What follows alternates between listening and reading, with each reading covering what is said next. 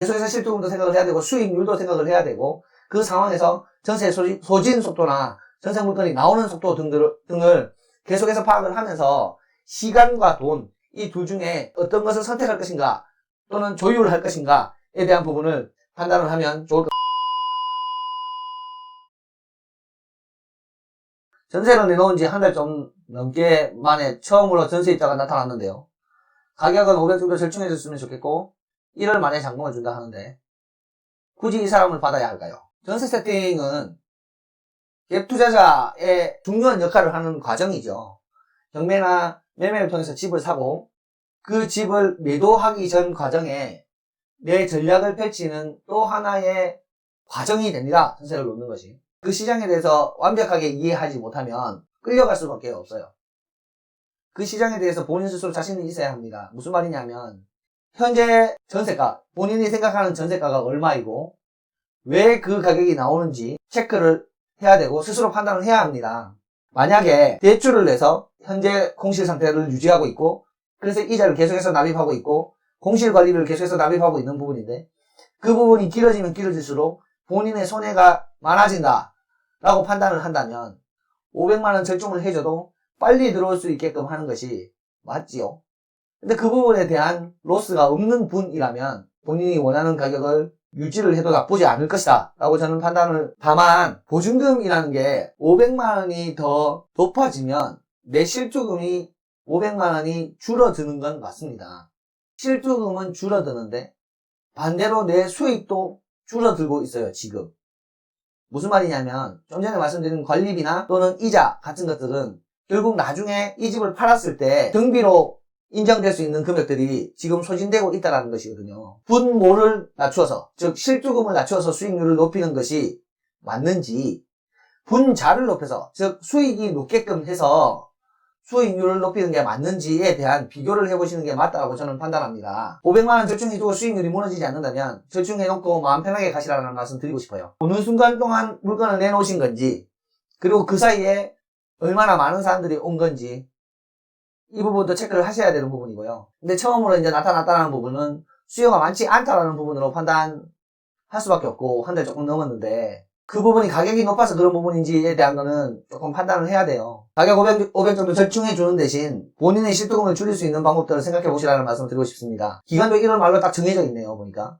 앞으로 2달이라는 시간이 더 남아있는 상황에서 굳이 500만원을 깎아줘야 될까 하는 부분 자체는 어떤 시장인가에 따라서 판단을 하기에는 조금 힘든 부분이 사실 있기는 한데 예를 들어서 수리비 1000만원 들어갈 거 500만원 들어갈 거 하나도 안 들어간 상태에서 500만원 절충해 주는 거는 본인이 목표했던 실투금보다 줄어드는 부분이기 때문에 관계는 없어요. 그런데 본인이 세팅치를 가지고 이 정도의 세팅을 할 거다, 그때 수익률이 얼마다 라는 걸 판단을 해놨는 부분이 있지 않겠습니까? 그 부분을 가격을 500만원을 깎아줬을 때 내 실투금 대비 수익률이 과연 내 목표치에서 얼마나 벗어나는가를 판단을 해서 큰 문제가 없다면 빠르게 세팅을 하고 다음 투자로 이어가는 게 나을 수도 있고요.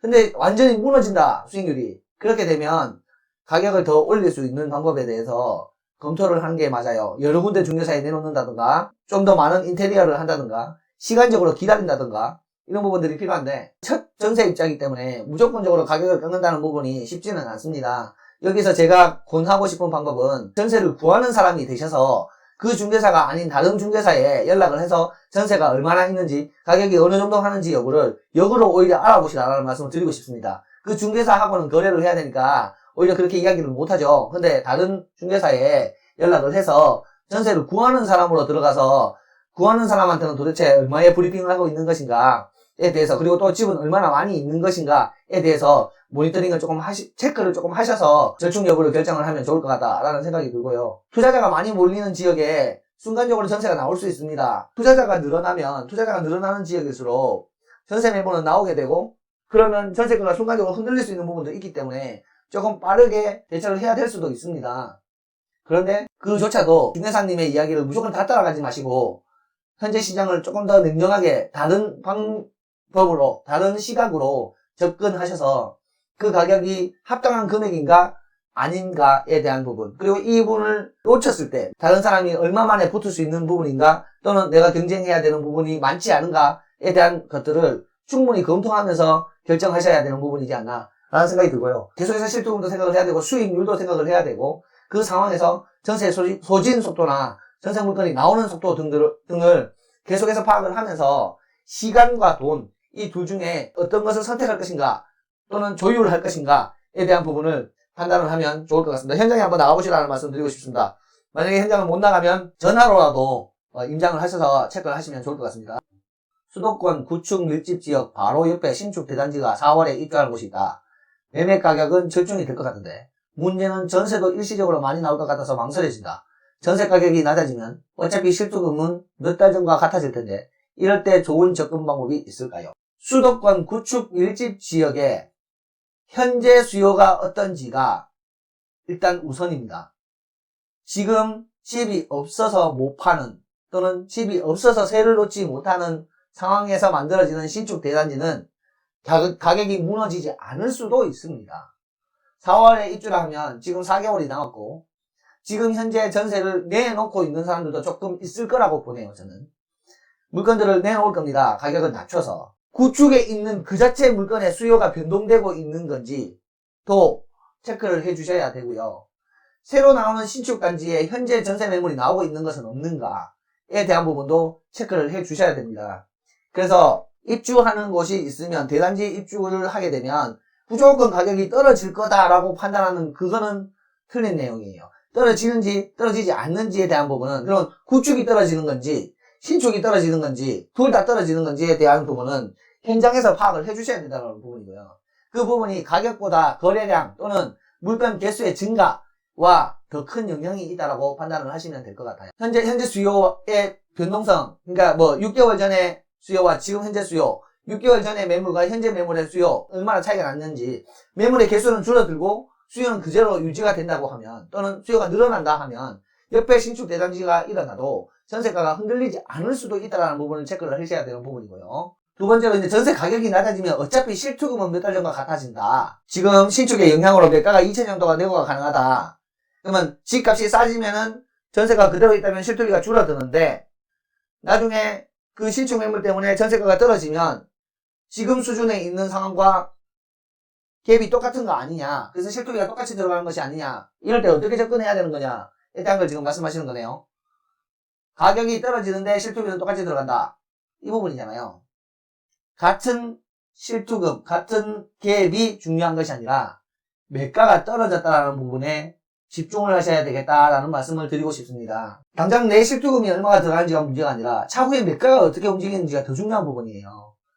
지금 2천 정도 내고가 가능한 이유가 뭔지, 그러면 원래 있던 기준 매가보다 지금 내려오고 있다는 뜻인데 내가 사고 나서 매가가 더 떨어질 가능성은 없는 것인지, 그 매가가 왜 떨어지고 있는지, 규제의 영향인 건지, 인근의 공급의 영향인 건지, 임금의 공급에 의해서 전세가가 떨어지고 실투금이 늘어나니까 투자자가 붙지 않아서 거래량이 줄어들고 그래서 매가가 떨어지는 것인지, 실수요자가 없는 것인지, 또는 순간적인 부분인 건지, 그 부분을 체크를 하셔야 되는 부분. 지금 내고가 가능한 수준으로 가격이 떨어지고 있다면 더 떨어지는 부분은 혹시 있지 않을까? 그러면 매가가 먼저 떨어지느냐 전세가가 먼저 떨어지느냐, 매가가 더 많이 떨어지느냐 전세가가 더 많이 떨어지느냐를 바탕으로 매가는 떨어지는 것이 안정될 때 들어가야 되는 게 맞고요, 전세가하고 매가는 붙을 때 들어가야 되는 게 맞는 거죠. 그 두 개를 다 노리셔야 된다는 부분을 말씀을 드리는 거예요.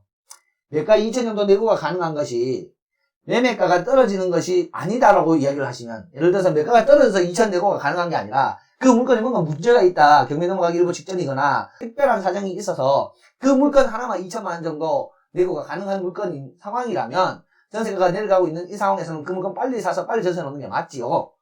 근데 2천 정도 내고가 가능한 그 수준이 매가가 떨어지고 있는 상황이라 하면, 안 팔려서 2천 정도 내고가 가능한 상황이 된다면 추가적으로 매가가 조정할 가능성이 있지는 않은지, 내가 사고 나서 더 떨어질 수 있는 건 아닌지 여부를 민감하게 봐야 되고, 전세가보다 매가가 더 많이 떨어진다 하면 그건 지켜봐야 되는 게 맞다라는 부분. 그래서 요약을 해드리면 매가 자체에 집중을 하셔야 된다. 일단 우선 매가가 떨어지고 있다면 그 완만한 보합세를 이루는 타이밍이 언제인지, 또는 다시 상승으로 돌아서는 타이밍이 언제인지, 우리가 늘 이야기하는 D에서 A 구간으로 가고 있는 그 타이밍이 언제인지를 판단을 하셔야 된다는 게 제일 우선이고요.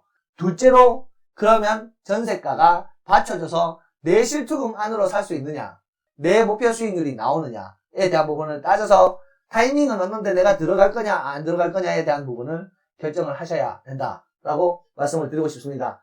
2000년 내후가 어떻게 되는 부분인 건지, 더 매가가 떨어질 수 있는 건지, 그러면 매가보다 전세가가 더 많이 빠지지는 않는 건지 판단을 해서 내 실투금과 내 수익률을 따지되 매가가 분명히 보합세를 이루는 시점에 들어가야 된다라는 부분을 꼭 말씀을 드립니다.